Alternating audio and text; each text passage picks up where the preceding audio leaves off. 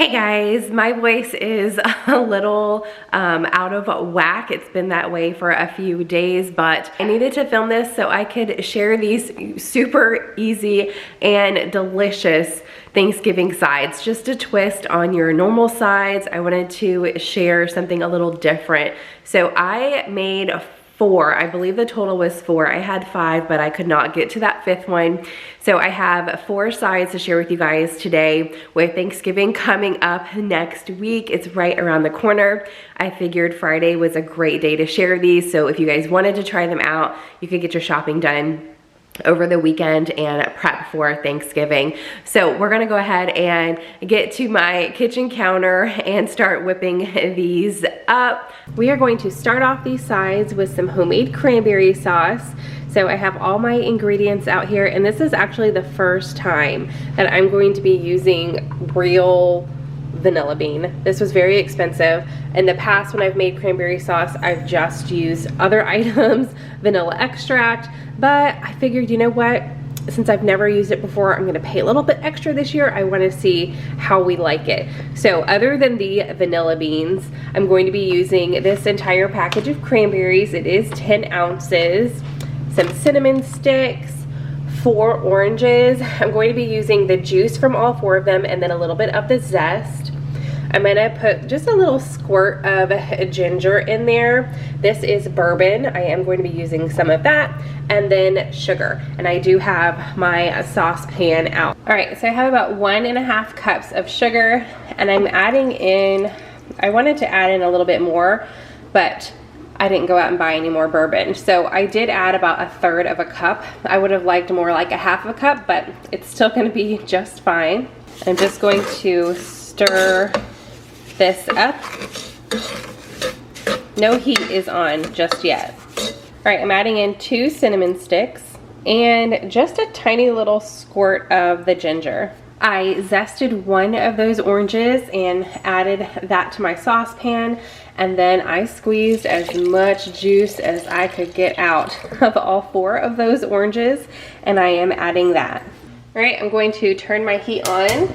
I have it on high. I'm going to stir this, bring it to a boil, and just keep stirring it until the sugar is completely dissolved. Okay, sugar has dissolved. My mixture has come to a boil. I did turn the heat down to a medium-low, and I'm going to just let this simmer until the liquid begins to reduce just a little bit, about 5 minutes. All right, I know you can't tell because there's a ton of bubbles in here, but the liquid has gone down just a bit. I split open 1 vanilla bean, and then I scraped out, see if I can show you guys here, I scraped out as much of the seeds as I can, and I'm adding in both. The seeds will add a ton of flavor, as will the vanilla bean, but we'll take that vanilla bean out in just a little bit. So I've got that in there, and then I'm also adding my bag of cranberries. You can use fresh or frozen. If they are frozen, just take them out and let them thaw completely. So I'm going to leave this on medium-low, let it come back to a simmer, and let this cook for about 15 minutes so the cranberries can get nice and soft. All right, my 15 minutes is up. You do not have to mash them if you like the cranberries whole, but I'm gonna go ahead and just use a potato masher and mash them up just a little bit, not all of them. And then I'm going to see how they mash with this. It works pretty well. And then I'm going to turn the heat off and let them sit right here still on the stovetop where it's nice and warm for an additional 5 minutes just to thicken up a little bit more. Okay, cooking time is up. Now I'm going to fish out the cinnamon stick, try to leave as much of the sauce in there as possible. So I'm gonna get out the 2 cinnamon sticks and the vanilla bean, and I'm going to transfer it to another bowl. You could serve this warm or let cool completely, put in the fridge, all of that, any way you prefer. Hold on, there's another cinnamon stick that fell off, or a piece of it, so I'm gonna get that out real quick. All right, I just had a little spoon, and it is so good. I love it. Definitely a keeper. I'll have this written out in the description box in case you guys want to try it.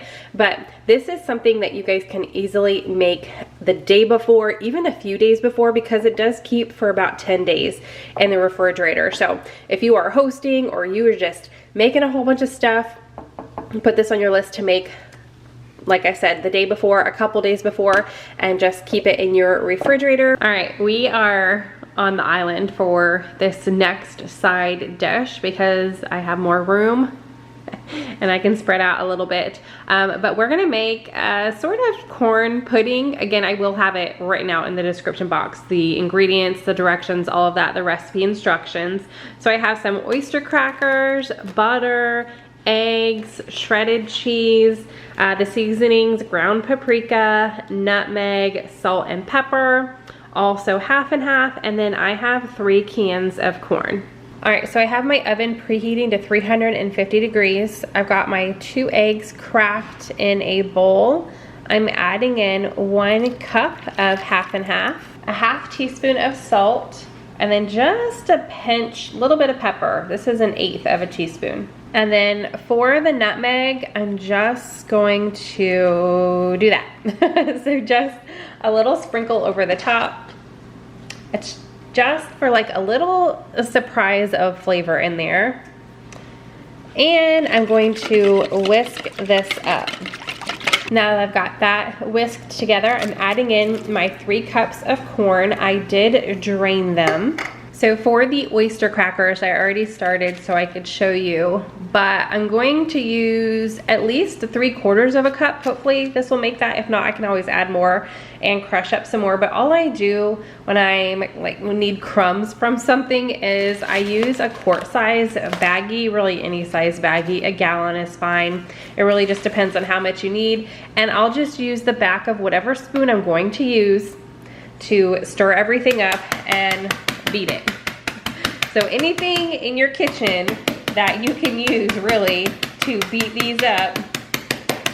My kids love doing this. If they were home, they would totally take this over and do this part for me, but you just kind of beat it. You don't have to go too heavy. Sometimes the bag does get holes in it depending on like how crazy you're being, especially if your kids are taking over, but it is super easy. I just wanted to share that. So I'm going to finish doing that, and then I'm going to add half a cup of the cracker crumbs into my bowl here with the corn and everything else. So I've got my half cup of the crushed crackers in there, and I'm adding 2 tablespoons of melted butter. Then we're just going to mix all of this together.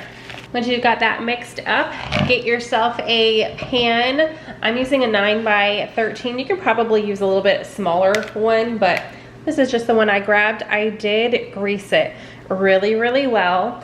And I'm just going to pour in my corn mixture and spread it out. So I have the rest of the crackers, about a 1/4 cup, or slightly less than half a cup of the crushed crackers that I did, and I'm just going to sprinkle those over the top. And then the cheese, you could use really however much you want, half a cup, a cup. I'm just going to lightly cover the top with this shredded cheese, and you can use whatever kind. Sharp cheddar cheese would be really good. This is a mild one that I just happen to already have. You could use Colby Jack if you wanted to. Pepper Jack would be really good also if you wanted to add a little bit of a spice to it. And then lastly, the paprika. Just going to sprinkle that over the top. Just a light dusting of it. All right, so my oven is already preheated to 350 degrees, and I'm going to bake this for about 50 minutes. All right, our corn pudding is done. I'll just get a little spoon out so you guys can see what it looks like, but it's nice and bubbly. I'm going to let this cool, but let me know if you guys have ever tried something like this, or just to change up the corn dish to your Thanksgiving dinner. For our third side, this is probably the one that I'm most excited about. We're going to start with 3 large russet potatoes. I'm going to get them prepped by peeling them and then chopping them up. Okay, I do have my oven preheating to 375 degrees. My potatoes are prepped. I peeled them quartered them or just chopped them up, and then I have them in a pot covered in water and a few pinches of salt in here, and I'm going to turn the heat on, let them come to a boil, and then simmer them for about 15 minutes just until the potatoes are good and soft enough to be mashed. So while my oven is preheating, again to 375 degrees, I have a baking sheet here. I am going to spray it. And then I picked up this country white bread from my local HEB, and I'm just going to cut this, probably just tear it would be easier, but tear this into little pieces and spread them out all over my baking sheet. Okay, so I just kind of tore it apart, and I only used half of that loaf. I used enough to fill this baking sheet, and now I'm going to put it in my 375 degree oven for 5 minutes just to toast it up. All right, so I actually recently shared a meal prep video where I cooked up a huge log of breakfast sausage. So that is what I have here. I saved enough out because I knew I would be making this recipe, and the rest of it I just put in the freezer, and now I have that for various recipes or quick breakfast in the future. So I already have mine cooked up, but you need about 8 ounces of breakfast sausage. I put it back in my skillet. I'm going to heat it up because it has been in my refrigerator for 2 days. And then I do have a tablespoon of butter here. I'm going to turn my stovetop on medium and let that butter melt and heat the sausage back up. Meanwhile, my potatoes are done. They are nice and fork tender. So I turned the heat off over here. I did drain them, and now I'm just gonna let them sit here until I'm ready to move forward with the potatoes. And my toast is also done, or my bread. It is nice and crispy, but not burnt. So that's also just going to sit here until we're ready to move forward with it. Okay, my sausage is definitely warmed back up. That 1 tablespoon of butter is melted, but now I'm adding in even more. So I've got 7 tablespoons of butter. It is softened. I've had it sitting out for a little while, so I'm just going to cut it up here just to help it melt a little easier. And then I also diced up 3 stalks of celery. I'm adding those in, as well as 1 medium-sized onion. I'm gonna sprinkle in a little salt and pepper, and then mix this up, let the butter melt, and I'm gonna let this cook on medium for about 8 minutes, just long enough to get these veggies nice and soft. Okay, it is time to add in some more. I have 1 tablespoon of fresh sage that I just chopped up, as well as a tablespoon of thyme. I'm adding in 1 cup of chicken broth. And then I have this turkey seasoning. I do not remember where I got it from. It might have been the Dollar Tree actually, but any kind of poultry seasoning is fine. And I'm just going to sprinkle a little bit over the top here, maybe about 2 teaspoons. All right, I'm gonna stir this all together and just let it simmer for a minute or 2. Okay, I have 1 cup of half and half in my mixing cup or measuring cup right here. This is going to also serve as my mixing bowl. I'm adding in 2 eggs along with a pinch of salt and a pinch of pepper. I'm gonna whisk this up. All right, over here at the potatoes, I'm adding in my egg mixture, and I'm just going to mash these potatoes up. Okay, I'm adding in my toasted bread pieces to the mashed potatoes, as well as my sausage mixture, and I'm going to mix all of this together. All right, my oven is still preheated to 375 degrees from the bread. I have my 9x13 pan here. I'm going to give it a good spray. You could also butter it if you want to do that. And now I'm going to add in my mashed potato sausage stuffing. Once I've got it all in here, I'm just gonna spread it out as evenly as possible. And more butter. You guys can omit this if you want, but We're huge fans of butter. Butter makes everything taste so good. I melted 2 tablespoons and I'm just drizzling it all over the top. Okay, I'm going to get this covered with foil and bake it for 30 minutes. Okay, 30 minutes is up. I'm going to take the foil off. And then I'm gonna get this back in the oven for another 20 minutes. All right, and that is how you take 2 staples, well, at least in my house, sides for Thanksgiving and turn them into one really delicious recipe. Okay, for this next side, we're actually doing a bunch of individual baking just because of the flavor combinations. So depending on what kind of oven you have, if you have a double oven, or you can also use your air fryer, or if you have some kind of toaster oven, you can use those as well, or just do it like I'm doing it. So I have my top oven preheated to 400 degrees, and I'm going to put my Brussels sprouts and my butternut squash in that one, and then my other one I have preheated to 350. Now these are only going to toast for 5 minutes, so I'm going to go ahead and get these in for 5 minutes. I have 2 cups of pecan halves here on a foil lined baking sheet, so 350 for 5 minutes. We're going to get these toasted. So while my pecan halves are toasting, I'm gonna get my Brussels sprouts ready. So I have some olive oil here. I'm just going to drizzle generously, maybe like 3 tablespoons or something. And then I'm also going to sprinkle a little salt. My hands are freshly washed, and I'm just going to use them. You could put this in a mixing bowl if you wanted to, but I like to save on dishes where I can. So I'm just using the pan, since I'm using this to roast them anyway, to kind of mix the oil and the salt.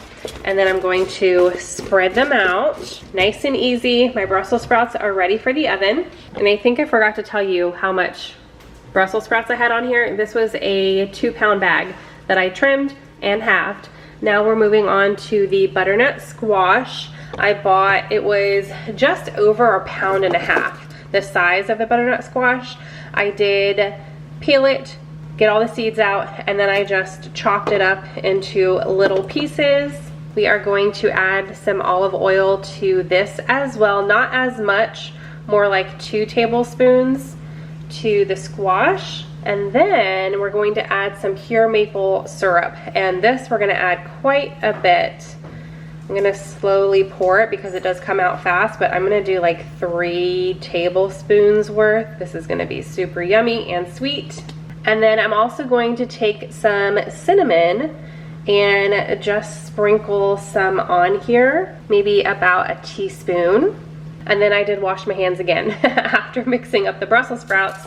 So I'm just going to get all these pieces coated with the syrup, the cinnamon, the olive oil, and like I already mentioned, if you want to use a bowl, if you're just more comfortable doing it that way, you can.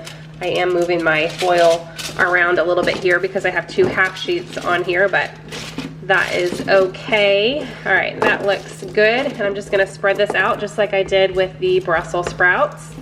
And I have my oven already preheated to 400 degrees. So I'm gonna get both of these pans in there. I'm gonna set the timer for 10 minutes, and then I'm gonna swap them because one is gonna be on the top rack, one is going to be on the middle. I'm gonna swap them and cook them for 10 more minutes, and then they should be good to go. All right, I ended up leaving them in for 25 minutes total. So after the first 10 minutes, I swapped them, the racks that they were on.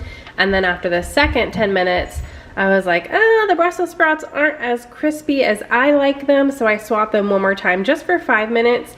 And now everything is nice and toasted and ready to throw all together. Okay, I have the Brussels sprouts, the butternut squash, and the pecans in a bowl.